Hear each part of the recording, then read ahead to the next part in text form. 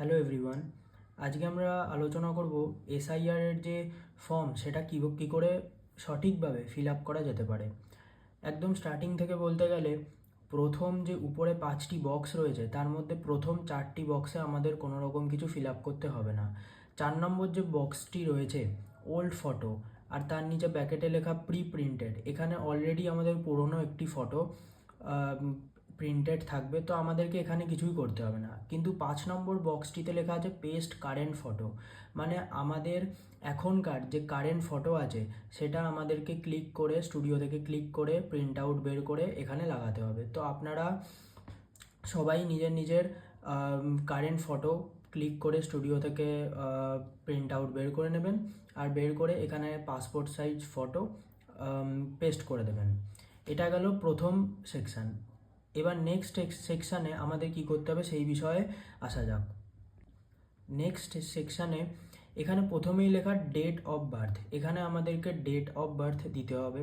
এই যে একদম টপে একদম উপরে যে বক্সটি আছে সেখানে আমাদেরকে date of birth fill up করতে হবে। তারপরে আছে আধার নাম্বার, এই আধার নাম্বারের পাশে ব্র্যাকেটে লেখা অপশনাল। তো আধার নাম্বার দিলেও হবে না দিলেও হবে, তবে আমার সাজেশান যে সবাই সবার নিজের আধার নাম্বারটা এখানে ফিল করে দেবেন, বসিয়ে দেবেন।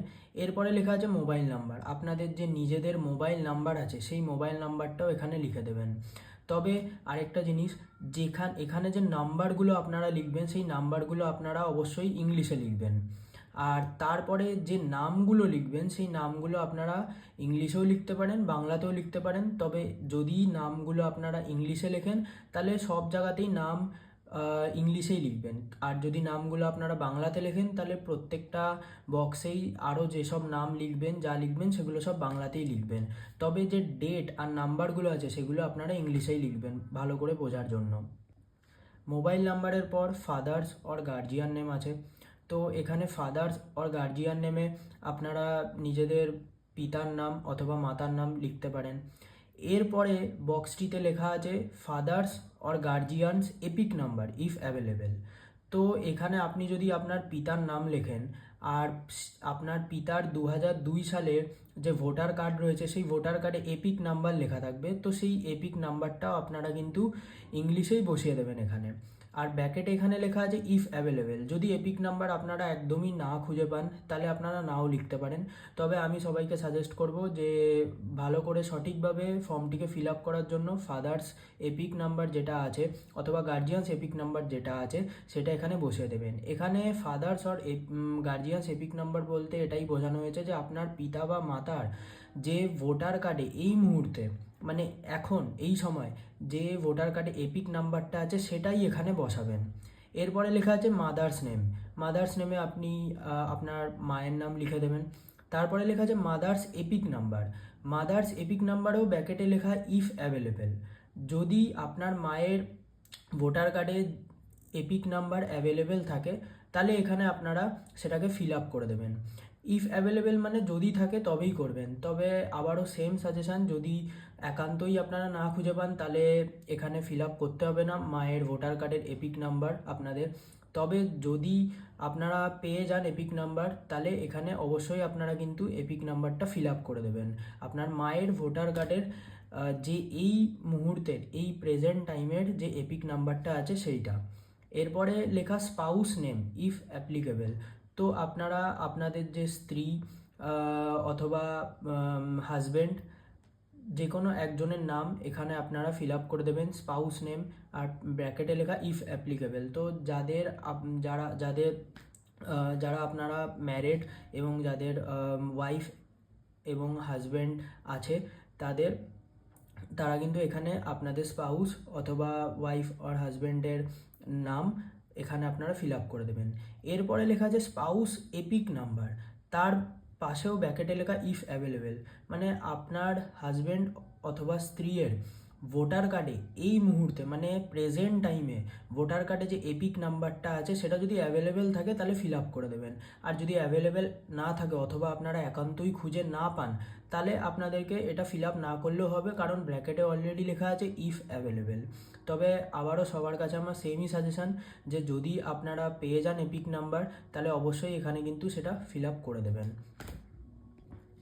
এইবার আসছি নেক্সট সেকশানটায়। এই সেকশানটা খুবই কনফিউজিং, সবাই অনেকেই বুঝতে পারছেন এই সেকশানটা। তবে এই সেকশানটাকে ভালো করে বুঝতে হলে এই যে বাঁ দিকে বক্সটি রয়েছে, এই বক্সটি হচ্ছে যাদের 2002-এর ভোটার লিস্টে নাম ছিল তাদের জন্য। যদি আপনার 2002-এর ভোটার লিস্টে নাম থাকে তাহলে আপনি শুধুমাত্র এই বাঁ দিকের বক্সটাই পূরণ করবেন।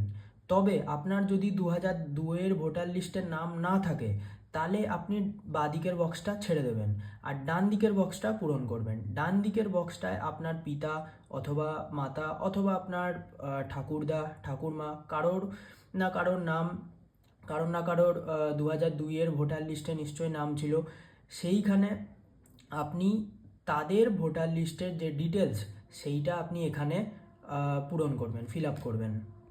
এইটা ফিল আপ করতে গেলে সবার ফার্স্টে লেখা আছে নেম। নেমে আপনি আপনার বাবার নাম দেবেন, যদি আপনার বাবার বা মায়ের যারই ভোটার লিস্টে নাম ছিল 2002 সালে তার নাম লিখবেন। আমি ফাদার দিয়েই এক্সাম্পল দিচ্ছি, উদাহরণ দিচ্ছি। তো এখানে প্রথমে আপনি আপনার বাবার নাম লিখবেন। আপনার বাবার 2002-এর ভোটার কার্ডে এপিক নাম্বার সেইটা লিখবেন। এখানেও ব্র্যাকেটে লেখা আছে ইফ অ্যাভেলেবেল, যদি অ্যাভেলেবেল থাকে তবেই লিখবেন। তবে আমার সাজেশান, যদি আপনারা 2002-এর ভোটার কার্ড খুঁজে পান অথবা তার ডিটেলস আপনাদের কাছে থাকে তবেই আপনারা কিন্তু এখানে আপনার বাবার যে এপিক নাম্বার, ভোটার কার্ডে যে এপিক নাম্বার লেখা আছে সেটা আপনারা লিখবেন। তাহলে প্রথম নামে আপনি আপনার বাবার নাম লিখলেন। এই যে এপিক নাম্বার ইফ অ্যাভেলেবেল লেখা, এই এপিক নাম্বারটা কিন্তু এখনকার এপিক নাম্বার না, আপনার বাবার 2002 সালে যে ভোটার কার্ড ছিল সেই ভোটার কার্ডের যে এপিক নাম্বার সেইটা লিখতে হবে। এর জন্য এখানে ব্র্যাকেটে লেখা ইফ অ্যাভেলেবেল। তার নিচে লেখা রিলেটিভ নেম। রিলেটিভস নেম এবার 2002-এর ভোটার লিস্টে আপনার বাবার যে 2002-এর ভোটার লিস্টে ভোটার কার্ড, সেই ভোটার কার্ডের নামে আপনার বাবার নাম লিখলেন, সেখানে একজন রিলেটিভের নামও লেখা থাকবে, আপনার মায়ের আপনার বাবার মায়ের অথবা আপনার বাবার বাবার। তো সেখানে যদি আপনার বাবার নাম লেখা থাকে অর্থাৎ আপনার ঠাকুরদার নাম লেখা থাকে তাহলে রিলেটিভস নেমে আপনি আপনার ঠাকুরদার নাম লিখবেন। এরপরে লেখা রিলেশনশিপ। এই রিলেশনশিপ জায়গাটাও একটু কনফিউজিং, কারণ এখানে অনেক বিএলওরা বলছে যে এই যে নাম আছে এই নামের সাথে এই রিলেটিভ নেম যে আছে সেই সম্পর্কটা লিখতে।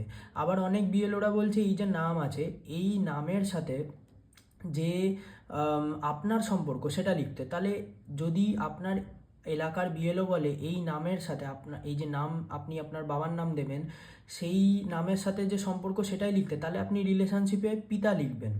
আর যদি এই রিলেটিভস নেম আর এই নেমের সাথে সম্পর্ক তাহলেও আপনি পিতা লিখবেন। তো আমি বলবো আপনারা যদি আপনার বাবার নাম বাবার ভোটার লিস্টের যে ডিটেলস আছে সেটা লেখেন তাহলে এখানে রিলেশনশিপের পাশে পিতা লেখাটাই শ্রেয় হবে। এরপর আছে ডিস্ট্রিক্ট। ডিস্ট্রিক্টে আপনারা সেই সময় আপনার বাবা কোথায় থাকতেন এবং 2002 সালে কোথায় ভোট দিয়েছিলেন সেই ডিস্ট্রিক্টটাই লিখবেন, যেই ডিস্ট্রিক্টে সেই সময়ে তিনি থাকতেন। তারপরে স্টেটে ওয়েস্ট বেঙ্গল লিখবেন।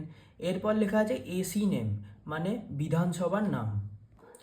এসি নেমে আপনারা বিধানসভার নাম লিখবেন, যে আপনারা কোন বিধানসভায় থাকতেন সেই বিধানসভার নাম লিখবেন। এগুলো সবই কিন্তু 2002-এর ডিটেলস অনুযায়ী, এগুলো কোনোটাই কিন্তু এখনকার ডিটেলস অনুযায়ী নয়, এগুলো সব 2002 সালের ডিটেলস অনুযায়ী। তো 2002 সালের ভোটার কার্ডের যে ডিটেলস সেই অনুযায়ী এগুলো সব লিখবেন। তার নিচে লেখা আছে এসি নাম্বার। এই এসি নাম্বারটা হচ্ছে বিধানসভা নম্বর। তো ওই সময় বিধানসভা নম্বর কত ছিল, বিধানসভা নম্বর কত ছিল সেই হিসাবেই কিন্তু এসি নাম্বারের নিচে লিখবেন। তারপরে লেখা পার্ট নম্বর। পার্ট নম্বর মানে হচ্ছে বুথ নম্বর, তো সেই সময় বুথ নম্বর কত ছিল সেইটা লিখবেন। আর তারপরে লেখা আছে সিরিয়াল নাম্বার। সিরিয়াল নাম্বার মানে হচ্ছে ক্রমিক সংখ্যা সেই সময় কত ছিল, তো সেইটা আপনি এখানে ফিল আপ করে দেবেন।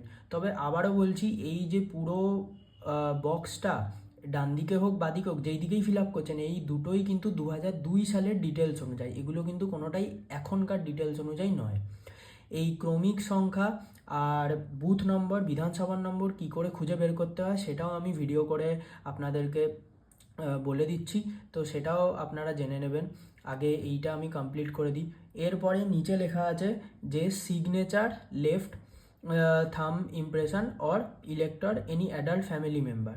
তো এখানে আপনাকে সিগনেচার করতে হবে, আপনি সিগনেচার করে দেবেন এখানে নিজের। আর তারপরে দুখানা আপনাদের ফর্ম দেওয়া হবে। দুখানা ফর্মের মধ্যে একটা ফর্ম আপনাকে আপনার কাছেই রেখে দিতে হবে, আর আরেকটা ফর্ম আপনাকে আপনাদের যে এরিয়ার বিএলও থাকবে তাকে দিয়ে দিতে হবে। সেই বিএলও, এই যে নিচে লেখা আছে বিএলও সিগনেচার, এখানে তিনি সাইন করে দেবেন। তো এইভাবেই এসআইআরের ফর্ম ফিল আপ করতে হবে। এটা এতটাই সহজ জিনিস, এটা এমন কিছুই কঠিন জিনিস না। তো এখানে যে এসআইআরের ফর্মটি রয়েছে সেটি এরকমভাবেই ফিল আপ করতে হবে। পরের ভিডিওতে আমি বলে দিচ্ছি কিভাবে বিধানসভা নম্বর, বুথ নম্বর আর ক্রমিক সংখ্যা বের করতে হবে। ধন্যবাদ।